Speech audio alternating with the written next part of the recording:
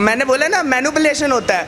आप social media आज खोलोगे ना, कितने मैनिपुलेटिंग आपके लिए रील्स आ जाएगी। अफजल गुरु को इन्होंने महान बता दिया सीजेपी वालों ने। मुंबई में जब पाकिस्तानी घुस के यहाँ पे मारने लगे थे, उनको लगने लगा था कि इंडियंस कुछ नहीं करेंगे आगे से। आज के टेररिस्ट जो होते हैं ना, वो कच्चे में मूत देते हैं। जो उमर खालिद और शर्जील इमाम को बेगुनाह देशभक्त साबित करने की आड़ में लगा हुआ है, वो दिमागी नक्सलवाद है। हमको चाहिए आजादी, इससे आजादी। आज 47 के बाद से आज तक आजादी मांगने वाले जो हैं वो दिमागी नक्सलवाद से जुड़े हुए लोग हैं। ये कहते हैं 3 मिनट वंदे मातरम गाया जा रहा था कांग्रेस कार्यालय में, वहां नहीं खड़े हो पाए और कहते हैं अंग्रेजों से लड़ने के लिए हमारे पूर्वज खड़े हो गए थे। ये सत्ता की होड़ में लगे कि मैं गांधी परिवार में पैदा हो गया तो मेरा जो फर्ज है वो प्रधानमंत्री बनने का है। यहाँ तक पार्षद बने, सांसद भी बने, वो भी बाप के नाम पे बने। क्या नाम है? जी मेरा नाम दक्ष हो रहा। दक्ष, क्या करते हो आप?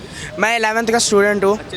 हाँ जी। जो मोदी जी ने बोला दिमागी नक्सलवाद जो है वो भी खत्म होना चाहिए, जैसे सशस्त्र नक्सलवाद खत्म हुआ है, आपको लगता है युवाओं के खिलाफ है जेएनजीएस को ये उन्होंने बोला है मोदी जी ने, जिसका आरोप विपक्ष? नहीं, ये स्टूडेंट्स के खिलाफ तो नहीं बोला। अगर सोसाइटी में कोई इविल्स है, अगर हमारा पीएम उसको एलिमिनेट करना चाहता है तो इसमें क्या गलत है। एक प्राइम मिनिस्टर का काम होता है कि हमारे इंडिया में जो भी कमी है उसको दूर रखना। तो अगर हमारे पीएम ये बोल रहे हैं कि अगर कल को हमारे वो गारंटी ले रहे हैं कि हमारे सोसाइटी में आगे जाके कोई दंगा नहीं होगा, आगे जाके कोई प्रॉब्लम्स नहीं होगी क्रिएट, तो इसमें क्या गलत बात है, आप बताइए। लेकिन विपक्ष तो कह रहा है कि मोदी जी के अनुसार अगर हम उनके सवालों का जवाब देते हैं, संविधान लोकतंत्र की आवाज़ उठाते हैं और उस पर अगर हम दिमागी नक्सलवाद है तो हम दिमागी नक्सलवाद को स्वीकार करते हैं। देखो, उनको ये बात तो पता नहीं है दिमागी नक्सलवाद का क्या मतलब होता है। उनको सिर्फ मोदी जी को क्रिटिसाइज़ करना है, उनका यही काम है। ऑपोजिशन का काम होता है कि भाई जो सत्ता में है उसको क्रिटिसाइज़ करना। तो राहुल गांधी जी तो शुरुआत से मोदी जी को बोलते हैं, अगर पता है वो कुछ अच्छा भी करने जाएंगे ना, उसमें वो कमियां निकालेंगे। जब राम मंदिर बन रहा था तो 12 वकील उन्होंने ये इकट्ठे किए थे ना, वकील उन्होंने इकट्ठे किए थे कि राम मंदिर ना बने, जबकि राम मंदिर ही बना रहे थे। वो कुछ ऐसा कुछ गलत तो कर नहीं रहे थे। केजरीवाल तो कह रहे मैं देशभक्त हूँ, इसलिए मुझे जो है दिमागी नक्सलवाद कह रहे हैं और मैं इसे स्वीकार करता हूँ। केजरीवाल जी की ना हवा गायब हो गई है, तो उनको जब भी कोई नया होता है ना, कोई भी नया ट्रेंड चलता है तो उनको घुसने की आदत है, ताकि वो दोबारा से जैसे दिल्ली में पहले थे ना, वो दोबारा आके वो दोबारा एंटर हो सके। तो केजरीवाल जी का पता क्या है, उनको सिर्फ यही कहना है कि भाई वो लोगों का विश्वास दोबारा जीत ले और वो दोबारा से दिल्ली में आ जाए, जो कि अब होगा नहीं। क्योंकि अब जो हमारी आम जनता है वो उनका दिमाग खुल चुका है, उनको पता है कि अब उनको कैसे अपना लीडर चुनना है, कैसा क्या करना है। कई नेता तो ये कह रहे हैं कि देश के जेएनजीएस को, देश के युवाओं को जो है टारगेट किया गया। मोदी जी ने टारगेट किया, इसलिए ये वर्ड वो मैंने बोला ना मैनिपुलेशन होता है। आप सोशल मीडिया आज खोलोगे ना, कितने मैनिपुलेटिंग आपके लिए रील्स आ जाएगी कि भाई कि देश को तुम ऐसे कि अफजल गुरु को इन्होंने महान बता दिया सीजेपी वालों ने, है अफजल गुरु जिसने पार्लियामेंट अटैक करवाया था, उमर खालिद को ये महान बता देते हैं। तो आप बताइए कि ये सोशल मीडिया पे जब मैनिपुलेशन हो रहा है तो आप कैसे मान सकते हो कि भाई कि मतलब अगर सोशल मीडिया पे अगर कोई आपको आके बोलेगा, आप उनकी बात पे ना मान के खुद रियल लाइफ में जाके एक्सपीरियंस लेके आओ ना, तब आप आगे से बोलो ना कि स्टूडेंट्स को वो बोल रहे हैं। स्टूडेंट्स को नहीं बोल रहे एक्चुअली में वो। एज ए स्टूडेंट आप क्या कहना चाहेंगे प्रधानमंत्री मोदी के इस दिमागी नक्सलवाद वर्ड पर, और क्या सच में वैसे ही कार्यवाही होनी चाहिए जैसे पहले हो चुकी है? नहीं, नक्सलवादियों पे मैं ये नहीं कह, वो ये कहना चाह रहे हैं कि बस जो सोशल इविल्स है, जैसे कि जो दंगाई होते हैं, जैसे आगे जाके कोई करप्शन होती है, तो उसको अगर एलिमिनेट कर रहे हैं तो वो अच्छी बात है। तो इसमें मैं यही कहना चाहूँगा, उन्होंने स्टूडेंट्स को टारगेट नहीं किया। अगर कुछ ऐसे स्टूडेंट्स होते हैं जो कि मानसिक स्थिति से थोड़े हो जाते हैं कि मतलब हाँ अब हमें दंगा करना है, इनके खिलाफ, गवर्नमेंट के खिलाफ दंगा करने हैं, पत्थर उठा लेते हैं, तो आप बताइए कि वो ये गारंटी ले रहे हैं आगे जाके आप अपनी सोसाइटी में सेफ रहोगे, आगे जाके आपको ये दंगे देखने को नहीं मिलेंगे। आप बताइए, कांग्रेस वाले ये कहते हैं ना कि सत्ता के खिलाफ, बीजेपी वालों के खिलाफ प्रोटेस्ट हो रहे हैं। आप बताइए, ये जब कांग्रेस का राज था तभी सबसे ज़्यादा टेररिस्ट अटैक होते थे। मुंबई में जब पाकिस्तानी घुस के यहाँ पे मारने लगे थे, उनको लगने लगा था कि इंडियंस कुछ नहीं करेंगे आगे से। कांग्रेस वाले चुप बैठते थे। अब मोदी जी जब आए थे ना सत्ता में, तो मोदी जी ने ना यहाँ का टेररिज्म मिटा दिया ना। आज के टेररिस्ट जो होते हैं ना, वो कच्चे में मूत देते हैं। जो कुछ उन्होंने कहा बिल्कुल ठीक कहा। हाँ जी, उन्होंने बिल्कुल ठीक कहा। उन्होंने ये नहीं कहा स्टूडेंट्स के लिए, उन्होंने स्टूडेंट्स के लिए कुछ गलत नहीं कहा। उन्होंने स्टूडेंट्स को नहीं बोला। आप कहते हो ना कि अगर आप चोर को चोर बोलोगे तो उनको बुरा लगेगा, ठीक है। अगर हमारी सोसाइटी में अगर कुछ है ना, सोशल लेवल्स, उनको पता है अंदर से कि हाँ हम गलत कर रहे हैं, तो आगे जाके अगर सामने वाला पकड़ लेगा ना तो उनको बुरा लगेगा। क्या नाम है? राहुल मेहता। राहुल जी कहाँ रहते हैं, क्या करते हैं आप? दिल्ली में रहते हैं, अपना खुद का बिजनेस। देखिए सर, जिस तरीके से आप देख रहे होंगे देश ने इस बार अपना 80वां स्वतंत्रता दिवस मनाया। प्रधानमंत्री मोदी हर वर्ष की भांति इस वर्ष भी जो है उन्होंने ऐतिहासिक लाल किले के प्रांगण से भाषण दिया। लेकिन इस भाषण में इस बार जो है सबसे ज़्यादा सुर्खियाँ बटोर रहे हैं और सबसे बड़ी बात यह है कि विपक्ष जो है वो उनके खेमे में मायूसी छा गई है।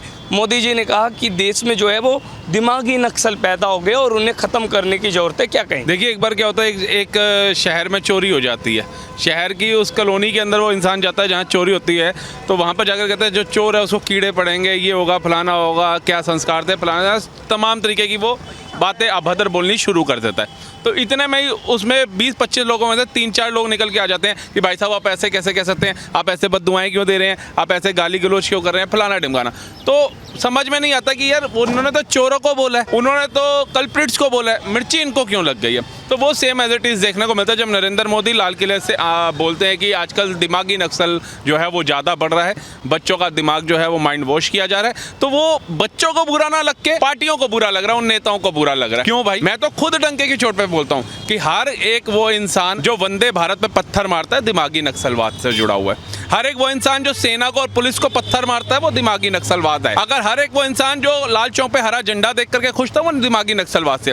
कानून, लोकतंत्र, सर्वोच्च न्यायालय के बिना फैसला सुनाए जो उमर खालिद और शर्जील इमाम को बेगुनाह और देशभक्त साबित करने की आड़ में लगा हुआ है वो दिमागी नक्सलवाद है। जो कहता है कि पार्लियामेंट में कानून पास नहीं होगा, सड़कों पे हम कानून बनाएंगे, वो दिमागी नक्सलवाद है। जो सर्वोच्च पद पर बैठे प्रधानमंत्री और उनकी माताजी को गालियां दे रहा है, दिमागी नक्सलवाद है। जो जा करके अराजकता फैला रहा है, दंगे कर रहा है, दिल्ली दंगे करके आईबी अंकित शर्मा जैसे इंसान को चाकुओं से गोद के मार रहा है, ये सब दिमागी नक्सलवाद है। ये भारत तेरे टुकड़े होंगे डैश डैश डैश बोलने वाले दिमागी नक्सलवाद है। हमको चाहिए आज़ादी, इससे आज़ादी, आज 47 के बाद से आज तक आज़ादी मांगने वाले जो हैं वो दिमागी नक्सलवाद से जुड़े हुए लोग हैं। तो इसमें प्रधानमंत्री मोदी ने गलत क्या बोला? सही बोला। प्रधानमंत्री मोदी ने बिल्कुल सही बोला, ये आप कह रहे हैं, लेकिन विपक्ष कह रहा है कि फिर उन्होंने ये क्यों नहीं बोला कि वो दिमागी नक्सल किन्हें कह रहे हैं। उस बात का जवाब देते हुए किरण रिजिजू ने कहा कि जो देश विरोधी ताकतों के साथ खड़े हैं वो दिमागी नक्सल है, जो नक्सलवाद के साथ खड़े हैं या फिर जो अलगाववादियों के साथ खड़े हैं वो जो है वो दिमागी नक्सल है। 370 का जो पक्ष में रहते थे, आर्टिकल नहीं हटना चाहिए, वो दिमागी नक्सल। उसके बाद भी विपक्ष जो है वो सवाल खड़ा कर रहा है, क्या कारण? उन्होंने दिमागी नक्सलवाद बोला, मुझे तो बुरा नहीं लगा, आपको भी बुरा नहीं लगा होगा, जितने लोग हैं उनको बुरा नहीं लगा। बुरा राहुल गांधी एंड टीम को क्यों लगा, पी चिदम्बरम को क्यों बुरा लगा, आप मेरे को बताइए। जितने भी कांग्रेसी हैं इन सबको ही बुरा क्यों लगा? क्योंकि इनको पता है कि इन्होंने ही देश को बांटने का काम किया और आज तक बांट रहे हैं, नफरत के आधार पर चला रहे हैं। इनको झारखंड में छात्र नहीं दिखे प्रोटेस्ट करते हुए, लेकिन दिल्ली जंतर मंतर के लिए इन्होंने छातियां पीटनी शुरू कर दी। इनको पंजाब में लाठी खाते हुए छात्र नहीं दिखे, लेकिन दिल्ली जंतर मंतर के ऊपर ये शुरू हो गए। किसने कहा था जबरदस्ती पार्लियामेंट में घुसने को? क्या वो दिमागी नक्सलवाद नहीं था? आप बताइए। अफजल गुरु घुसा था जबरदस्ती पार्लियामेंट में। जो देश का नागरिक होगा वो इज्जत और मान के साथ जाएगा। आप किसी के घर में नहीं घुस सकते जबरदस्ती। ये पार्लियामेंट में घुस रहे थे तो ये दिमागी नक्सलवाद नहीं था तो क्या था? आप बताइए। देश के युवाओं को, देश की जेनजीज को उन्होंने दिमागी नक्सल बोला है। क्या आपको लगता है अभी युवा हैं आपको बोला है? अगर देश के छात्रों को बोला होता दिमागी नक्सलवाद तो वो ये नहीं कह रहे होते जो कोचिंग माफिया इनको खत्म किया जाएगा, बच्चों के जो लाखों रुपए फीस के जाते हैं उन्हें बचाया जाएगा, ऑनलाइन शिक्षा उनको कोचिंग प्रोवाइड कराई जाएगी, AI की जो है वो सिखाई जाएगी उनको। और उसके साथ साथ में उन्होंने एक चीज़ और बोली कि हमारे साथ में जो वो है क्या कहते हैं चिप जो है उस तक का वो सिखाया जाएगा। मेक इन इंडिया जो प्रोडक्ट बनते हैं उनके अंदर 1 करोड़ से छात्रों को जो है जोड़ा जाएगा। तो सोचिए छात्रों के लिए तो उन्होंने इतनी बड़ी बात बोल दी, ये उनको नजर नहीं आया। अरविंद केजरीवाल तो कह रहे हैं मैं देशभक्त हूँ इसलिए मैं दिमागी नक्सलवाद हूँ, मैं स्वीकार करता हूँ। प्रधानमंत्री मोदी का आभार भी। हाँ, एक देशभक्ति नहीं की पार्टी से निकला था। ताहिर हुसैन जो पेट्रोल बम फेंक रहा था उसको भी सर्वोच्च न्यायालय ने आजीवन कारावास की सजा सुनाई है। एक देशभक्त इनको हमने देखा था, गाड़ी नहीं लूंगा, बंगला नहीं लूंगा, सिक्योरिटी नहीं लूंगा, सबसे महंगा शीश महल इन्होंने ही बना करके दिखा दिया था। एक देशभक्त इनका देखा था, पूरी दिल्ली पानी में डूब रही थी, बारिशें तो अब भी आ रही हैं, बारिश तो अब भी आ रही हैं। क्या पहाड़ों पे बारिशें नहीं हो रही हैं? क्या हथनी कुंड बैराज से आज पानी नहीं छोड़ा जा रहा है? लेकिन दिल्ली बता दीजिए कहाँ डूब रही है। ये जिस एरिया में आप खड़े हैं ना, ये एरिया डूब जाता था, लोग अपने घरों से बाहर आ जाते थे। ये सच्चाई है पिछले 2 साल की, आप गूगल करके देख लेना। आज क्यों नहीं डूब रहा? सरकार काम करने वाली होगी तो वो फिर काम करेगी। संजय सिंह तो कह रहे हैं देश की जैनजिस की प्रोटेस्ट के बाद मोदी जी सो भी नहीं पा रहे हैं, नफरत से भरे भिहकते हो गए, इसलिए ऐसा बयान। देखिए मोदी जी नहीं सो पा रहे हैं, तभी तो वंदे भारत, नमो भारत, अमृत भारत चल पड़ी है। तभी तो आतंकवादी हमले जो भारत के हर एक राज्य में होते थे 90% खत्म हो गए। मोदी जी नहीं सो पा रहे, तभी तो नक्सलवाद खत्म हो गया। और जो नक्सली महिलाएं थी वो रैंप कर रही हैं, अपना जीवन जी रही हैं अच्छे से। इनके कार्यकाल में नहीं था। मोदी जी 18-18 घंटे जाग रहे हैं, तभी सेना को पत्थर मारने वाले पत्थरबाज कश्मीर से गायब हो गए, लाल चौक से हरा झंडा गायब हो गया। ठीक है ना, मोदी जी अगर जाग रहे हैं तो हमारे लिए जाग रहे हैं, लेकिन ये लोग तो सोने वाले गोल्ड स्पून चाइल्ड थे। इनको क्या मतलब था देश से? ओबीसी का भी बयान सुनिए, वो कह रहे हैं मोदी जी युवाओं को दिमागी नक्सल कह रहे हैं, तो वो गजब का दिमाग। उन्हीं युवाओं को खत्म करने के लिए 15 मिनट मांग रहा था इनका भाई, पता है ना आपको, कि 15 मिनट के लिए पुलिस हटा दो फिर हम बताएंगे हम क्या हैं। तो तब युवा नजर नहीं आ रहे थे। जब पंजाब में लाठी युवाओं को मारी तब नजर नहीं आ रहे थे। झारखंड, केरला, कर्नाटका में छात्रों को पीटा जा रहा था तब नहीं आ रहे थे। मतलब जहां पे बीजेपी शासित राज्य होगा वहीं पे ये आवाज उठाएंगे। अब ये स्कूलों का मुद्दा उठा रहे हैं। दिल्ली से 2 बार राज्यसभा सांसद संजय सिंह है, बताइए कितना स्कूल बनाया राज्यसभा फंड से। चलिए स्कूल छोड़िए, दिल्ली सरकार, केजरीवाल सरकार का जो स्कूल नहीं सही था उसमें अपने 5 करोड़ रुपया फंड मिलता है इनको, 4 करोड़ 5 करोड़ फंड मिलता है राज्यसभा सांसद को। क्या फंड लगाया है मेरे को बताइए दिल्ली के अंदर?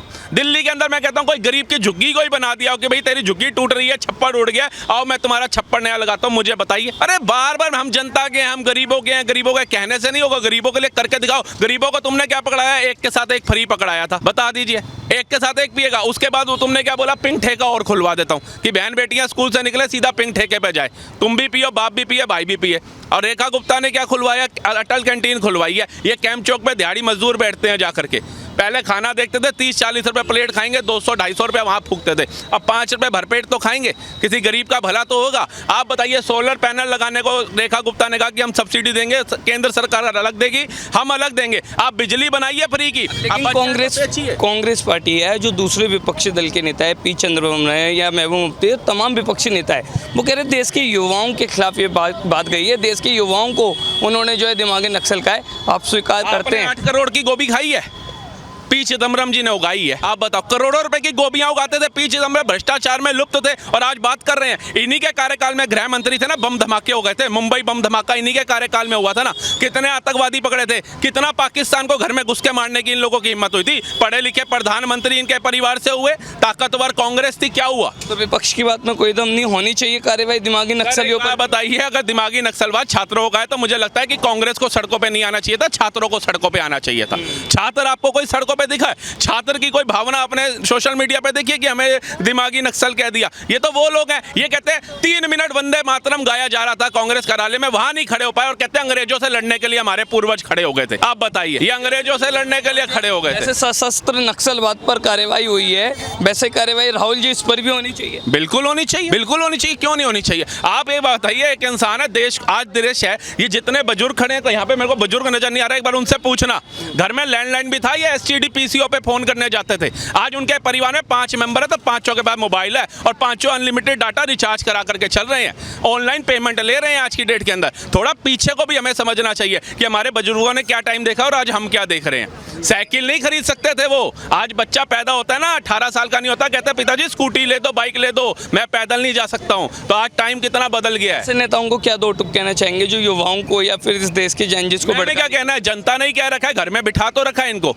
ये सत्ता की होड़ में लगे कि मैं गांधी परिवार में पैदा हो गया तो मेरा जो फर्ज है वो प्रधानमंत्री बनने का है। ये आज तक पार्षद बने, सांसद भी बने, वो भी बाप के नाम पे बने, मुख्यमंत्री बने आज तक। जिसको ये नहीं पता पार्षद का क्या काम होता है, विधायक का क्या काम होता है, सांसद फंड कहाँ लगाया जाता है, राज्यसभा फंड कहाँ लगाया जाता है, मुख्यमंत्री का क्या कर्तव्य होता है, वो सीधा कह रहा है मुझे प्रधानमंत्री बना दो। ये तो वही बात हो गई, 4 साल का बच्चा कह रहा है मैं साइकिल चलाना नहीं सीखूंगा, सीधा मुझे हवाई जहाज में बिठा दो। चोर को जब चोर बोला जाता है तो उसे बुरा लगता है, और वही बुरा जो है इस समय तमाम। ये बात आतंकवादी को खत्म करने की हो रही थी, सोशल एलिमेंट्स को खत्म करने की हो रही थी, नक्सलवाद को खत्म होने की कर रहे थे। वो भाई साहब पीछे से कह रहे पुलवामा भी हुआ था, लेकिन पुलवामा के बाद पाकिस्तान को घर में घुस के मारा, ये इन्होंने नहीं देखा। लेकिन जब मुंबई बम धमाका हुआ था, मुंबई ट्रेन धमाका हुआ था, पुणे ब्लास्ट हुआ था, दिल्ली धमाके हुए थे पालिका सरोजनी नगर के अंदर, तो कितनी बार पाकिस्तान में घुस के कांग्रेस ने मारा था? एक का उदाहरण दे दे मुझे। तर्क वितर्क की राजनीति ये चलती रहेगी, सड़कों पर आपको ये आवाजें सुनाई देती रहेगी, लेकिन एक बात साफ है कि देश के युवाओं को जो भड़काने की, जो बरगलाने की कोशिशें हो रही थी